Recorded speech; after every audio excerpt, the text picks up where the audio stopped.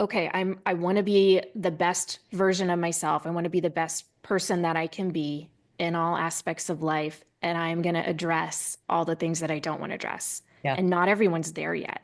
It's humbling and it's hard. I have a log. I actually think of the things that set me off, and those are Mm, probably my unhealthy tendencies.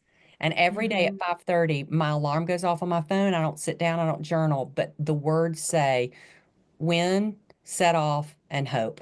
What was your win today? Quickly celebrate. Just, oh my gosh, I got to be with Kayla today, and it was so great to see her beautiful face. Number two, what set you off?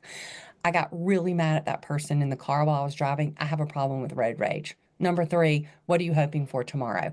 And that's normally what I go to sleep with. So that question of set off, I have 32 tendencies that I am working on, that I have recognized in myself. Like my tendency doesn't define me, but I have to choose the action that comes out of it. And that's hard when you're turning the mirror. It's hard to know Hard.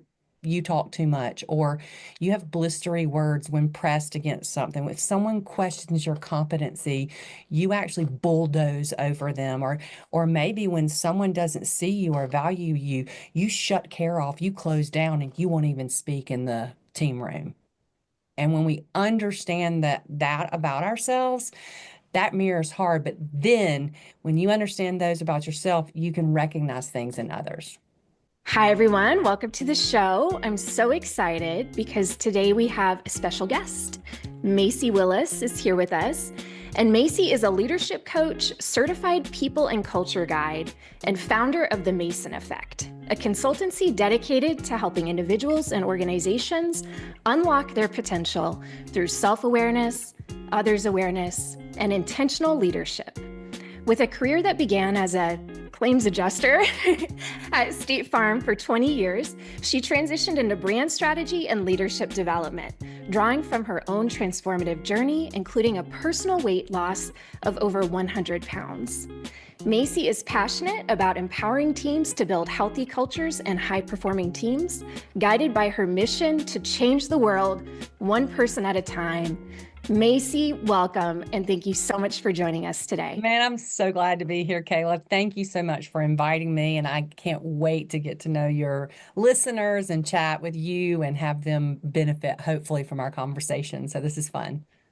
Yay. I am so excited. And that last line, change the world one person at a time. That's like I just feel that. I feel that so deeply. I know we're both on the same path to doing that. So thank you for all of your work with that. Yes, it's people often get a little bit bumbled around on vision statements, but personal and professional, I really tell people it's like a lens. It's the lens through what I lead my life through. It's like the glasses I put on when I stop at the gas station.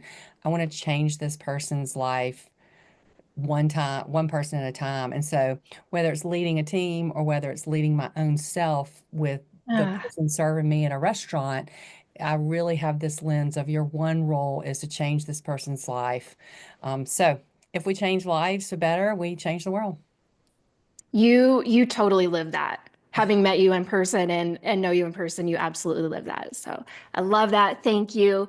Today we're going to talk about leadership and culture and all kinds of things that are sort of buzzwords, but it's so hard to get into what does that actually mean? Yeah. And how do we actually do that? There's a lot of talking around it, but how do we actually do that? And so we're going to discuss this today using an analogy that you have to a greenhouse, which I love because I don't know if you know this about me, but I have a little bit of a green thumb.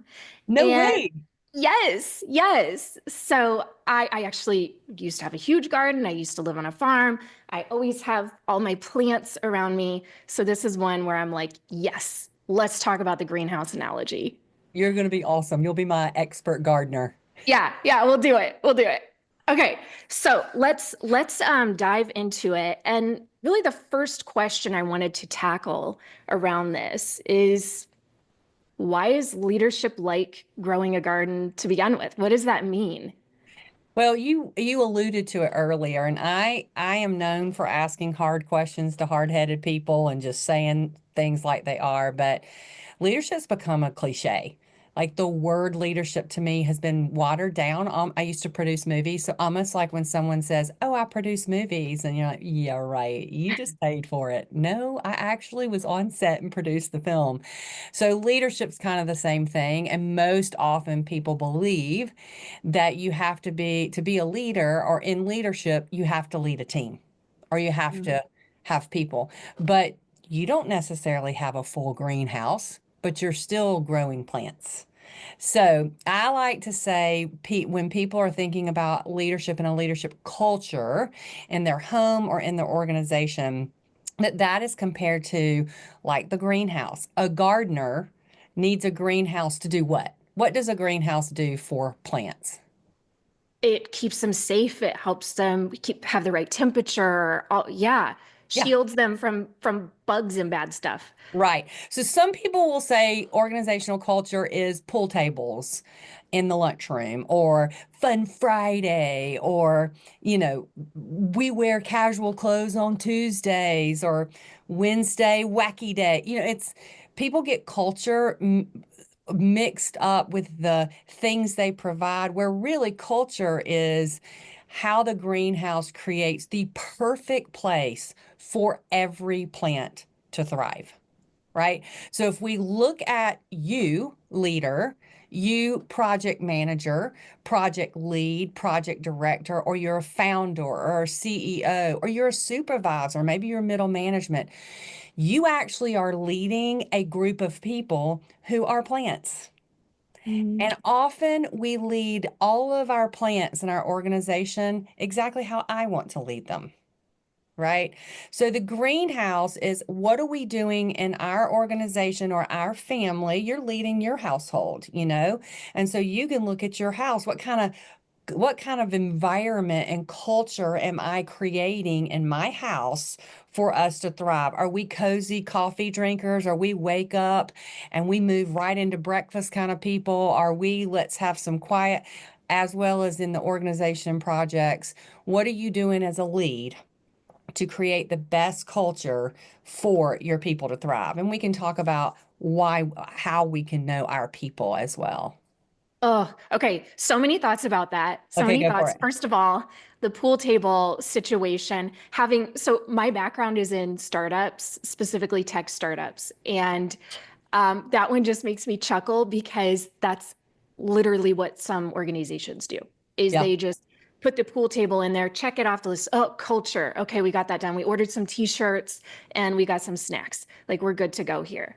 But the greenhouse part, that I was kind of, as you were talking about the greenhouse and I was answering your question, I thought, oh, a greenhouse is about safety. Like you had to have that kind of like safe space. And that doesn't just happen by like flippantly, I don't know, throwing some stuff into a room. You don't do that for your kids either, right? No.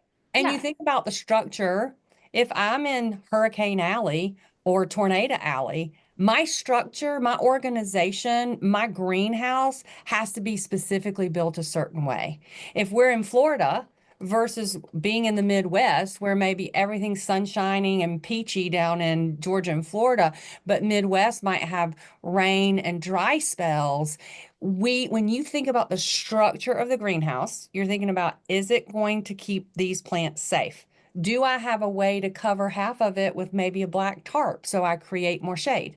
What irrigation system do I have?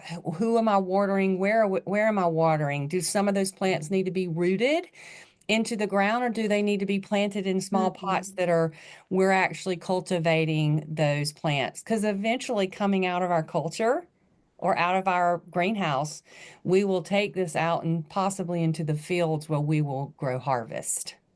And Because so, you don't want them to stay in the greenhouse forever. right. Yeah. So when we really think about as a leader, I want to challenge the listeners to be looking and thinking, if I had to put pillars down into our organization or into, as I manage a project, what would people say that I created as a culture for them? What is their greenhouse? They're like, I know that he or she always drives with organization. There's so much clarity on the front end of a project. We are never just thrown something. We're always educated, even sometimes more than we want. Then we have weekly check-ins and we have timelines and milestones. You're creating a culture of organization. Or if you know that Mm. you're in a project where there needs to be a lot of creative breadth, do you have scheduled creative sessions where it's take off your hat and pull off your name badges and let's bring in a problem and let's creatively solve it together? Like, really, what are people saying? Why did they work with you and for you? And what sets you apart? That's probably your culture. And you have to think about that a little bit to get there. It's not just like a one and done thing. You really have to think about it and consider who you have and who you Yeah. need. And I say you win people. When you win people, whatever you won them with, you are most likely going to lose them to. Ooh, give me an example. Can you give me So an if example? you so if you win them with salary, you will lose them to another salary.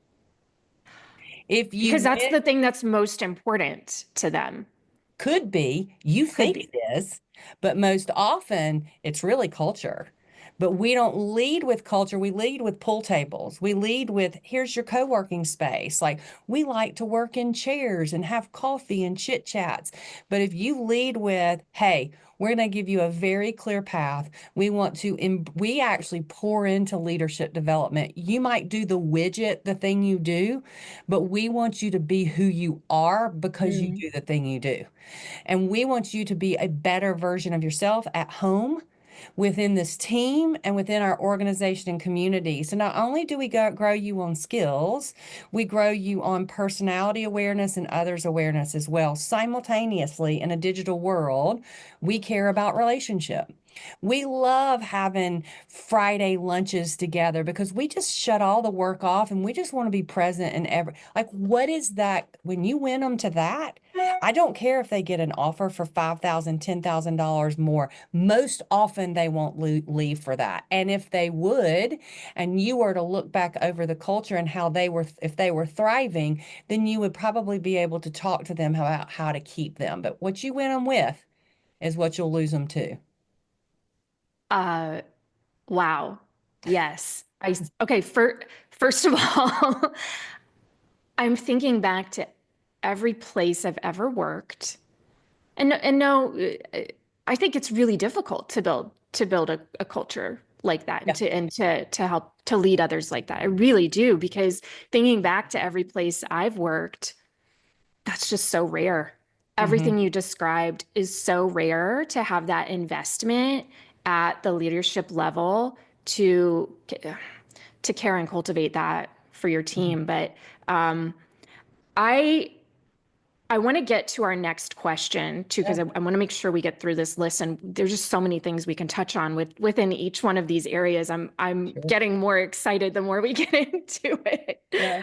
Um, I'm curious. So, like, okay, let's say we are a leader, maybe a founder, whoever it is that's overseeing the teams. Like, how do you look at your team and know? Because as we're talking about culture, it's difficult to build culture, but I think it's also difficult to measure. And it's also difficult sometimes to get feedback on that actual, real, legitimate feedback from teams about how they are feeling. Are they surviving? Are they thriving? Like where are they at? What is the pulse check? It's so difficult to get that information. It can be. So how could you know if you're a leader, if you're a founder, if you're like, okay, I really want to make this a priority now, what do I need to be asking them? What are the Yeah. things I need to look for? Well, first of all, I think you make a great point. Leaders define culture, period. So if the leader is not engaged and they're like, hey, Kayla, go fix that team, the culture won't be defined because that leader still is not taking control. So, number one, turn the mirror on yourself. And as a leader, say, what do I need to change about myself to create the safest environment for all of my plants? Let me go ahead and Mm. air quote that. And who are my plants? So, number one, have you looked at yourself to see, do you truly know what it's like to be on the other side of you? Have you really thought about sitting at a booth and staring yourself in the face and seeing what does it look like to experience me when I'm in stress or to experience me when I'm in overabundance. Number two, I think you need to, as a leader, realize that the greatest asset you have is people. So if you want to invest in anything, invest in your stakeholders because they'll take care of your shareholders. So many people will drive with customer experience, but if you'll drive with employee experience, the exponential impact is greater to the bottom line. And number three, maybe this is plugging or not plugging, but all the coaches out here, I'm equipped to coach. And I actually have the tools. I have a simple, scalable, sustainable program that once it gets on the ground and once it infiltrates, let's say it takes 6 months to a year, it's like working out, right? Once you have a personal trainer and you create a habit, I love to transfer my knowledge and to actually get someone internally licensed so that I get to expand and go heal other organizations, Mm. but I leave a champion inside that organization that's willing to grab a hold of that culture. And from interview to offboarding, they experience the exact same cultural experience. So those would be the questions I'd ask yourself first, and then you got to know your people. And I have a little cheat sheet to tell you how to know your people if you want to know anything about that. Ooh, I do want to know about that. So the first point that you made, where it's like, what is it like to sit down with you, sit across from you? That's hard. That's like, okay, I want to be the best version of myself. I want to be the best person that I can be in all aspects of life. And I'm going to address all the things that I don't want to address. Yeah, And not everyone's there yet. it's humbling and it's hard. I have a log. I actually think of the things that set me off, and those are Mm, probably my unhealthy tendencies. And every day at mhm. 5:30, my alarm goes off on my phone. I don't sit down, I don't journal, but the words say, win, set off, and hope. What was your win today? Quickly celebrate. Just, oh my gosh, I got to be with Kayla today, and it was so great to see her beautiful face. Number two, what set you off? I got really mad at that person in the car while I was driving. I have a problem with road rage. Number three, what are you hoping for tomorrow? And that's normally what I go to sleep with. So that question of set off, I have 32 tendencies that I am working on, that I have recognized in myself doesn't define me. This is where our coaching comes in, because there's a visual I've got in my head right now that I use as a tool. And like my tendency doesn't define me, but I have to choose the action that comes out of it. And that's hard when you're turning the mirror. It's hard to It's know hard. you talk too much or you have blistery words when pressed against something. If someone questions your competency, you actually bulldoze over them. Or maybe when someone doesn't see you or value you, you shut care off, you close down, and you won't even speak in the team room. And when we understand that about ourselves, that mirrors hard. But then when you understand those about yourself, you can recognize things in others. And the goal here is not perfection because, like you said, I mean, we're always going to have things to work on. In my opinion, the point of life is growth and transformation. So there's always going to be those things on the Yeah. list where we can Well, and work so much, harder. I love what you just said, growth and transformation. You are brilliant. That's the key to leadership because most people think leadership is books in hands and butts in Mm. seats, like conferences and places to go, which I love. I used to produce events for 15 years. But they're most often inspirational, motivational, and sometimes educational, but rarely is that moment transformational. Mm. So we come home with books or we come home with bullet points, but we don't have a program or a way to put into transformational action. So, yeah, the first step is turn the mirror on yourself. Look at yourself as a gardener. Are you ready and equipped? Do you understand that you like to sleep too late, but you need to be up irrigating at 5 a.m. in the morning? Or do you understand that sometimes you like to go on vacation and so you forget to do what you need to? Like, what kind of gardener are you for the greenhouse culture you have to create? Once you understand yourself and you're self aware, now it's time to be others aware. And you got to have a cheat sheet to understand who everybody is.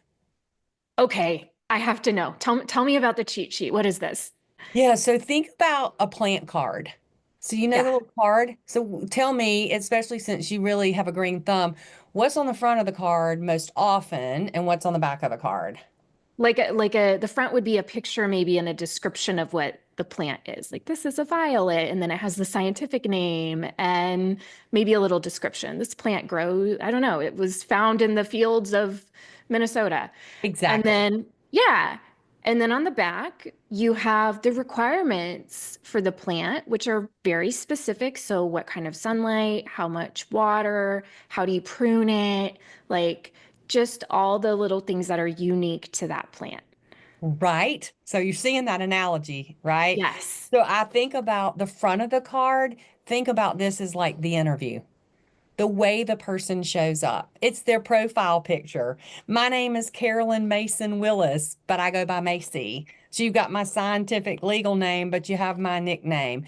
She's vivacious and outgoing and thrives on people. Okay, that's just kind of my summary card on the front. Hmm. On the back, you're right, we have sun or what sunlight or shade or partial shade or morning shade or night shade. How far apart do we need to be planted from others to That's a good actually one. thrive? Um, when it's time to challenge the plant, you go to pruning because, when you think about pruning grapes on a vineyard, there's a bunch of grapes sitting there, but they could be shrivelly. But when you prune back that grape, it comes back really full and plump.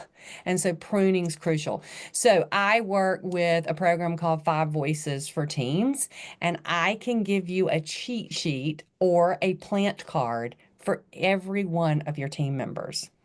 I tell people this is the blueprint, but it takes a lot before you get to you get to the place where the house has been built. A lot of people think leadership is that assessment, that disc or strengths or working genius or Enneagram or Myers-Briggs or Five Voices. That's just a tenth of it. But you've got to have the blueprint.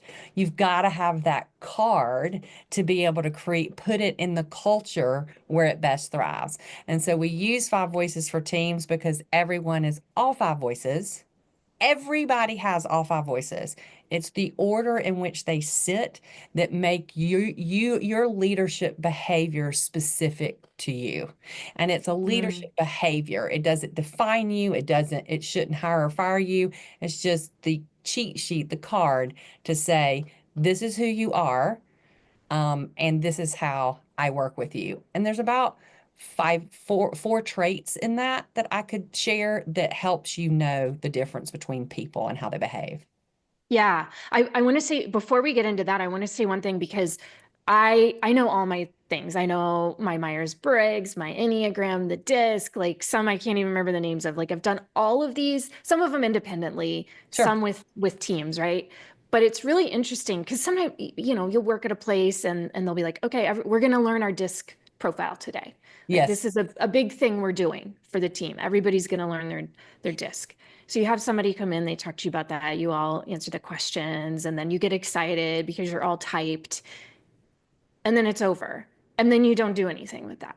And it's like, okay, so I'm an INFJ. What do I do with that now? Does Yeah. anyone care? Does that matter? Yep.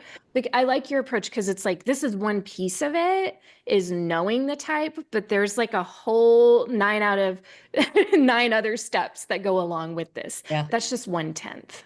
Well, and I love to think about concentric circles. It takes personality intelligence, emotional intelligence, and skills intelligence to create the core of a person. We hear emotional intelligence all the time. But you can't really have others' awareness around emotional intelligence if you don't have Mm. self-awareness around personality intelligence.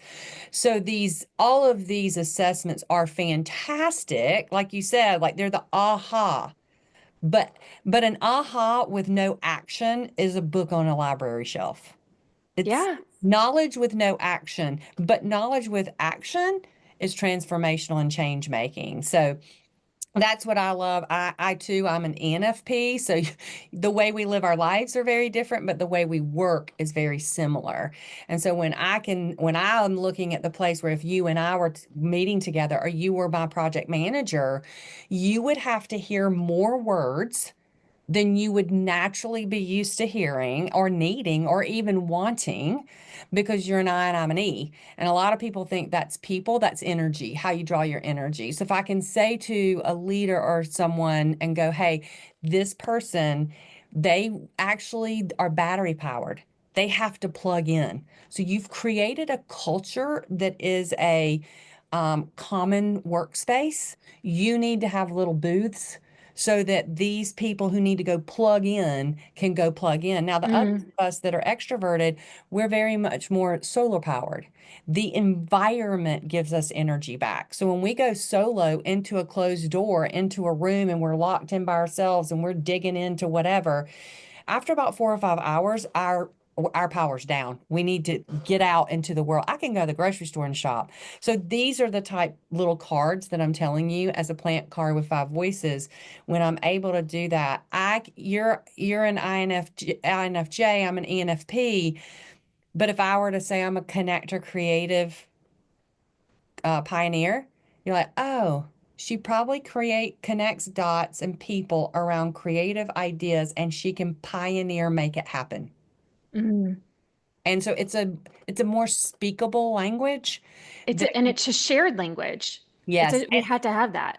yes, and it's rooted in the dynamics of Myers-Briggs because those are working dynamics that Myers-Briggs is assessing. And so I'm able to do that and go, okay, now that you all have your cards, and I picture, maybe I can share the PDF of the image of this tool that I use, but I give you all the percentages of population based on each voice. I can give you what happens to people in stress. What are they champions of? Are they present voiced or are they future voiced? You and I are both future thinkers. So when we make decisions, we go out to what could be and we pull ourselves back in. So Mhm. we process information that way, but we make decisions by feeling. So we look at core values in people before we ever go to logic. But have you ever worked for a logical thinker? Yes. It's just, it feels hard, right? Yeah. They're like, no, we're all working on Saturdays and everybody can just get over it. And we're all going, Kayla's going to miss her daughter's, Yeah. softball game. So we're thinking about them. They're like, no, it's logical. But when we're equipped to understand that, we actually appreciate the logical thinker that invites the feeler in. Once the decision's been made, we're going to start opening on Saturdays. Hey, Macy, help me think through how this information is going to impact people and what can we do to lessen. Let's get creative around this.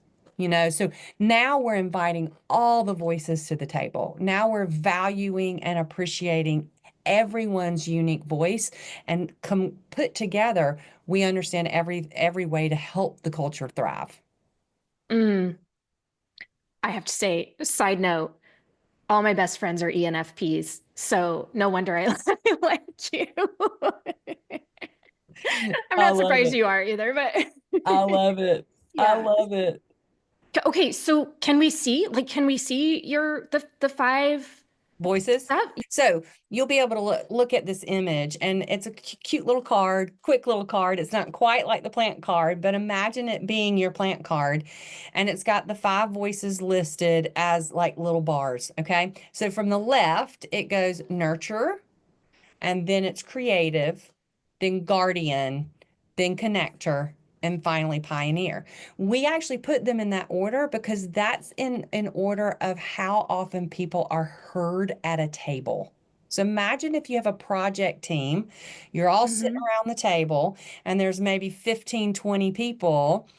The nurturer is the least likely to be heard Why? and the What pioneer do the most likely to be heard. So here's where I'll go into it. So the nurturer is the champion of people and relational harmony and values.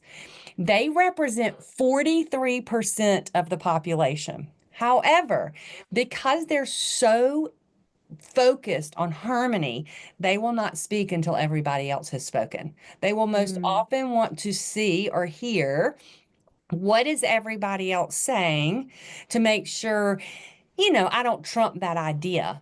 But oftentimes yeah, oftentimes they will actually agree with what someone said, but they're like, oh, they've already said it. So I won't say anything about it. But what happens is they undermine their leadership because when they don't speak, they could be mistaken for being incompetent. And even Uh, though they're being generous, they actually don't understand they're actually undermining their influence and their leadership. Nurturers are present thinkers, always present thinkers. So they're sensors. When they oh. process information, they use their eyes, their nose, their mouth, their ears, their hands to actually process. They're very in today. A nurturer might be like, I can't think about vacation this summer. I got to get the kids to school by Friday, where I would be way out front and I already know what day October 31st is on. I know which football game I'm going to, kind of thing. So that's your nurturer. Okay. The second voice is the creative. Their decibel is 2 bars instead. So it's 1 bar to 5 bars. Nurtures 1 bar. The creative isn't heard as much at the table because they're so innovative in their thinking. They're future thinkers. They're Hmm. in most assessments, you'll find 4 colors or 4 animals or disc is 4 letters. Myers-Briggs is 4 dynamics. What the co-founders of Giant found when they were creating this content almost over 10 years ago was that the creative voice was missed out on. They're the innovation. They're the future thinker, but instead of the strategic military, how to get it done, they're more of, I can see things y'all can't see. I have a forewarning about me. Therefore, to get what's in their head to their mouth doesn't come out right because they're seeing something that's never been created before. And if we don't take the time to try to pull out of a creative this crazy description, you'd be sitting at the table going, what is Sue talking about? Like, whatever. John, what were you thinking? Then maybe 3 months later, John comes up and says, hey, you know what? We should do this on this project. And everybody's like, yeah, John, that's a great idea. And Sue's like, I said that 3 months ago. Yeah. And they're like, no, you didn't say that 3 months ago. So when we know they're a creative and we know they are speaking from their head to their mouth, we know the future. Obviously, probably Blockbuster didn't have this person sitting around their table to foresee what was going to happen with Or streaming. they didn't listen to them. Didn't listen to them. They're the future ideas, the innovation, organizational integrity thinkers, and their future. They represent 9% of the population. Mm. All right. Okay. So far, I see myself in a little of both. Well, This you'll is be in all interesting. of them. You're all Okay. 5 voices. It's the Okay. order in which they go that actually makes you behave and show up differently than I behave and show up. I can be a Okay. logical thinker. That's not the first thing I do. That's a lens through where I It's go. like a So spectrum. I'm so glad you said that to make sure everyone listening and watching knows you are all 5. So when some assessment wants to pigeonhole you into a particular place, and that's who you have to be, we're really saying, hey, you know what you were naturally made to be. The world nurtured me. By the time I got 19 or 20, they said, you ought to be this or you should be that. And I started adapting to work products or friends or family. But my 16 to 19-year-old self, barring I didn't go through trauma, that is my most natural how I would show up if the world had not started Hmm. trying to shape me. So I try to get you back to that natural place and knowing that is your energy. It's okay. You can still do all the things that aren't energizing. You just can't do it more than 30% or you're going to burn your people out and they're going to leave. So, third Makes sense. voice is the Hmm. guardian.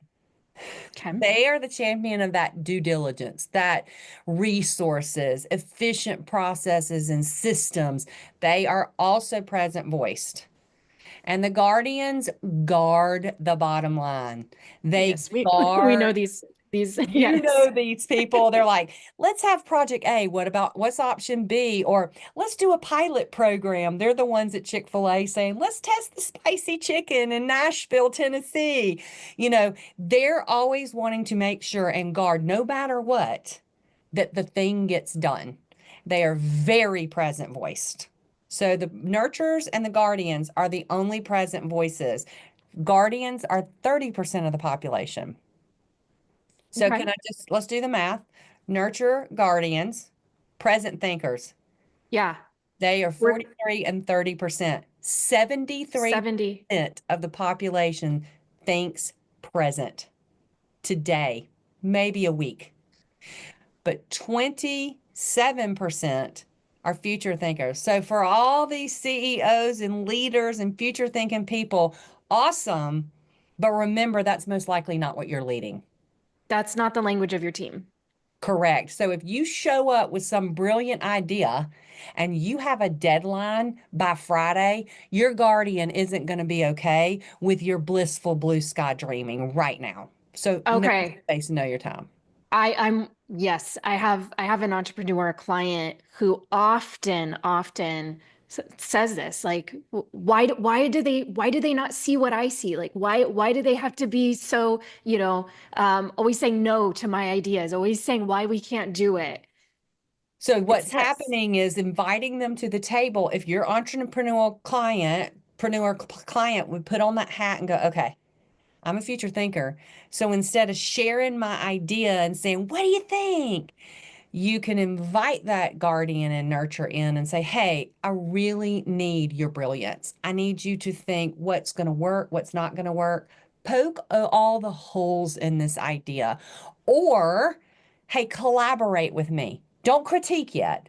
Just collaborate with me because I'm building the ship. I don't know if it's going to be wooden or metal, but if you start asking me a ton of questions, I don't really know the answers to. I really want thoughts of creativity coming from you. And so, knowing everyone's voice and understanding where they are in the process, you invite them to the table. You want them to be there. This Yeah. is my fifth voice. It is my nemesis. Your The fifth, guardian. yeah. Yeah. So the guardian is my nemesis. It's my last voice. I know I don't do it good. So if you were to look at my team of people, guess who I hire?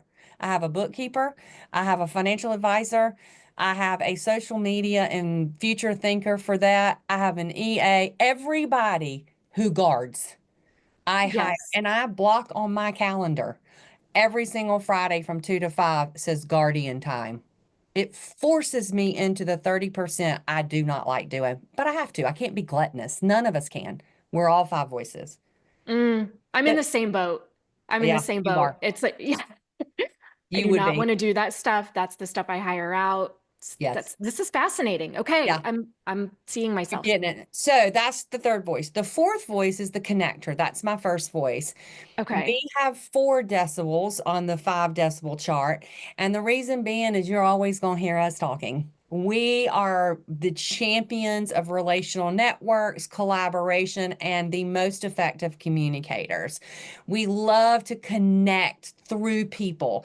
And this is not like, oh, I love a party, but we never stop working. Like the bar in the hotel is an opportunity for me, and it is like my cocaine. People are my cocaine because I thrive and the energy of bustle around me happens. We're 11% of the population and we're future thinkers. So we think future through both connecting people and resources to creative ideas and innovation and future driving. So we have to watch the amount of times we talk. So if I'm the leader as a connector and I sit down at a workspace, or I'm the leader as a pioneer, that's our next voice. I might sit down at the table and say, "Hey, you guys, we got to really think about this project issue. All my nurturers, I want you to go first. Start and tell me your ideas." Because it really matters. You're going to represent 43% of our customers. 43% of our clients, 43% of our vendors. So help me know what you're thinking. And also, guardians, you know what? Come in. I know you're going to have a ton of questions. It's going to feel interrogative. Instead of 20, you're going to get 8. So start forming your questions, choose your 8, because if not, you're going to lose us afterwards. So see, you're putting kind of rules of engagement around it, and those connectors will keep their mouths closed until it comes their time to add to it. Ooh, this is yeah. I was just having a flashback to a meeting I was in recently where there was a CPA, an No. accountant, Yep. an attorney, me, and then our pioneer CEO. And it was like too many questions for Yeah. him, Yep. just like too many. But yes, okay, I'm hearing that because there should have been guardrails around that to keep the meeting from being 9 hours long, which it was. Well, and you think about it, you sat in there and you had a whole lot of guardians probably and those lawyers and financial people with probably a dreamer Yes. as a future thinker. Yeah. Yeah. Yeah. And that was after the meeting. It was like, oh my goodness, that was the worst meeting ever. They just told me everything I can't do. Right. And but that's what happens when I'm coaching. I will say, hey, guardians, guard that mouth of yours asking questions. I'm not telling you not to. Just remember on the other side of you, think about what did you think about this? Have you considered that? How do you think anyone's going to get this done or that done? Just go ahead and put yourself on the other side. Turn the mirror and remember what it'll feel like to be on the other side of an interrogator. And you will get uninvited to meetings. You will be the Debbie Downer and we're not going to want you there anymore. But you need to be there. So, Mm, it's brilliant. yep. Okay. Pioneer. That's the last. So how many pioneers are there? So pioneers represent 7% of the population. They're our sweet little rare breed out there. Their little decibel is 5. It's all 5 bars are full of sound. And what happens is they are strategic visionary thinkers. They are militant about how they manage things. They are results focused and they are problem solving. Think about the general of an army. They understand the strategic power it's going to take to get to the front line, and no matter what, they're going to win. Now, let me say, do not use these words and define them as we want, because we use this language in 120 different countries. So if you're from the UK, pioneer is very different than being from the Western world. So Yeah, let us define what these words mean. Creative doesn't not mean that you have a medium that you use for art. Creative is you think in the future and you can figure out ideas and people and things that need to be done. And then you're either going to wrap people around it or wrap strategy around it. So that's good. that Yeah. future thinker is the pioneer. And they are 7%. They're the rarest of the breed. And they are win. And it's not win a trophy. It's always that everything will get done. And not done like cross my T's, dot my I's. No matter what, we are going to balance this cash register tonight before we close this quick service restaurant because I can find that penny that's missing. All the while, all of his 73% present thinkers are dying because it's exhausting and it's 11 p.m. at night and we're talking about 1 penny. So they will drive and drive and drive and drive. And that's why we say they will bulldoze. They will kind of drop, like they might come into a meeting and without them understanding the power, that loudness isn't only that they'll come in and go, okay, we're going to think about some ideas for this solution for the client, and the best one wins, and I'll go first. Well, as soon as they speak, every nurturer is not going to speak. You just shut down 43% of the population. And then if the guardian thinks that, comes up and says, well, Masi, have you thought about, do we have this budget to make that happen? We don't have the time to turn that project. Did you consider the people? I might go, yeah, whatever, John. Don't ask me any of those questions. Anybody else got something? So you see how the power of their Mm. voice can bulldoze right over if they haven't turned the mirror and realized this is your natural tendency. It doesn't mean you're always blistery. It doesn't mean you're always bulldozing. But when pushed against a wall, that's probably where you're going to go if you're not really intentional about who you are and you show up accidentally. Oh my gosh. So many experiences working with pioneers. One in particular, they were actually the one who bought the pool tables and said, okay, culture's fixed now. Check that off. I've got that done. Right. Like moving on to the next thing. And that company gosh, there was a lot of bulldozing. It ended up just folding. It Yeah, ended up just because no one wanted to be there yeah, anymore. No one cared anymore. The morale was so low and the expectations were so wild. And yep. it got to the point where no one even knew they needed to do anymore because he was so in the future Yeah. and couldn't communicate. That's fascinating. Well, and Kayla, that goes all the way back to what we talked about. That was the culture. He, as the leader, defined the culture. And the culture felt probably manipulative. It felt fearful. It felt dominant. It was not what I call a liberating culture, where there's equal support and equal challenge. There's empowerment and there's opportunity. And when you can understand your plants and you understand the makeup of your organization and company and you understand yourself, you can show up as the perfect gardener and you can know Kayla needs sunshine. But every now and then she needs some shade because she's an introvert. She likes structure. She wants to know how to get things done. So I need to make sure I plant her seedlings right across. But Mondo grass wants to crawl all over the place and connect to everything. So Macy's going to need to be able to pollinate because she's a connector. And so when you have this little card, this little cheat sheet, it's empowering the leader. And so I tell people my role is the horticulturist. I'm not Mm, I'm not gardening. I'm not harvesting. I'm actually studying the science so that I can say, people will say, what's your in the box thing? Any leadership coach, any uh, therapist, counselor, I'll make a challenge statement here. Maybe this is too broad and too in your face, but we should be able to get you healthy and leave. and leave. Anyone tethered to a coach or a therapist, in my words, is I want you to I have your charts. I have all the information about you, but I want to transfer this knowledge. I want to get you healthy 1, 2 years. And then I actually want to work and come back around every 6 months for an organizational checkup, for an insurance checkup, your dental checkup, your physical each year. I want to come in and get a temperature check on your organization and see where some erosion might be happening and come back and equip you with what it takes to go do it. But it's got to be a constant focus. Mm. Okay, so this is really good because there may be people watching or listening who are thinking to themselves, yeah, I need to do this. I need to work on this. And maybe the idea that this whole self-awareness piece, the first part, is going to be a big undertaking in and of itself. They can't tackle that and the other awareness and learn this whole like language. That's where you come in to say, I get the language, I know this, I can come in as the master horticulturalist and teach what needs to be taught.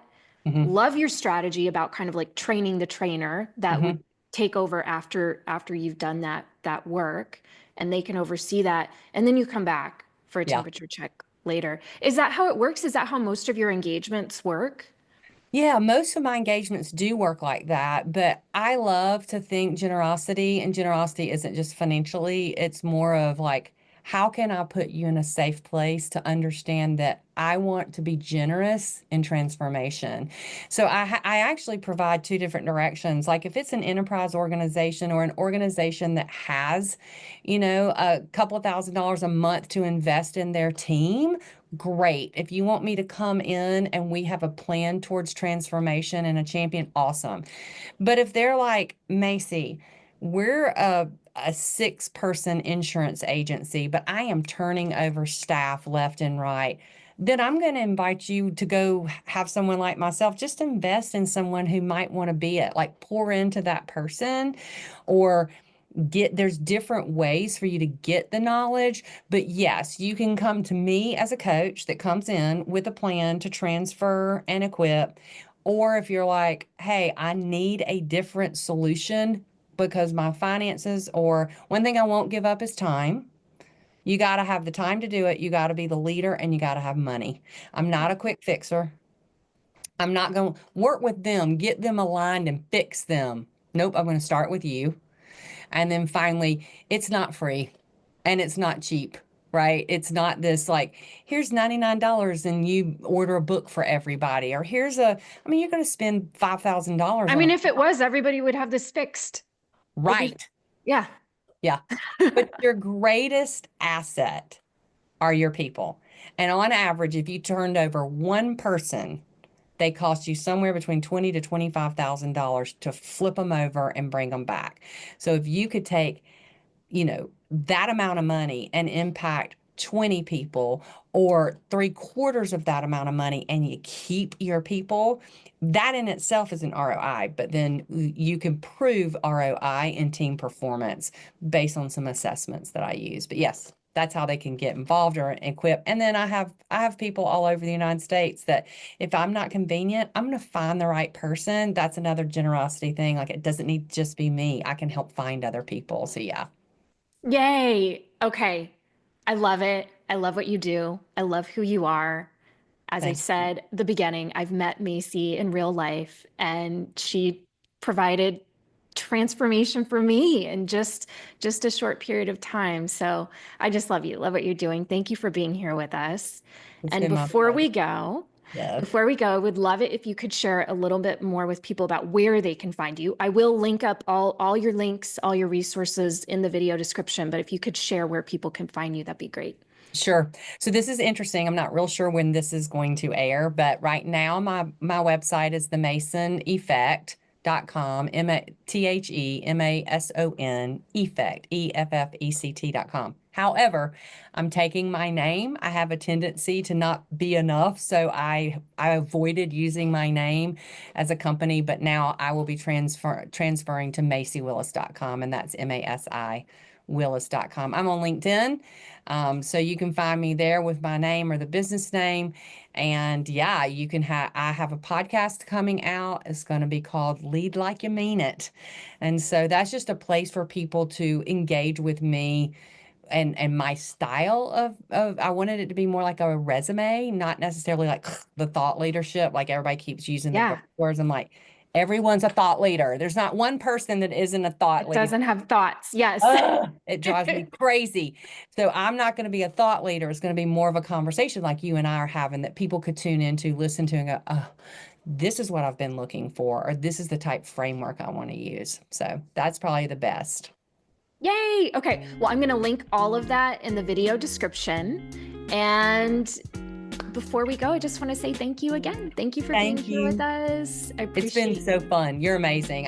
You were one of my greatest highlights in February. So thank you for inviting me here. And I just love watching what you're doing too online, and changing your life and impact in your daughter's life. It's just amazing. I'm really proud of doing you. it.